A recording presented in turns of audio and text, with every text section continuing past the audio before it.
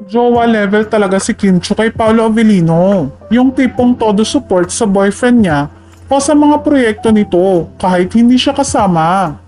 Ang bongga lang na laman ng Instagram story ni Kim ang mga video at photo ni Paolo at walang kinalaman yon sa serye nila na magkasama.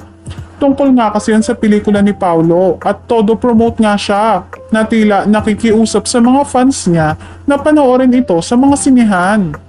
Pinost din ni Kim sa IG niya ang prank na ginawa ni Paolo sa mga fans.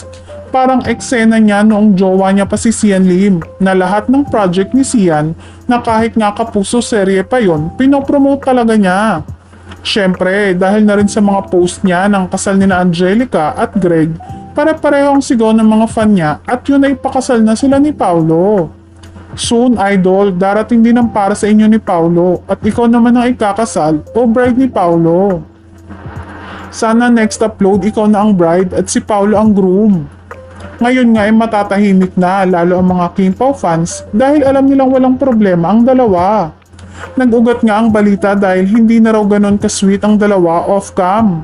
Kung on-cam ay sweet sina Kim at Paolo ay understandable ito. Nabawasan din daw ang sweetness nila ni Kim sa isa't isa dahil mas importante raw sa aktor ang kanyang trabaho.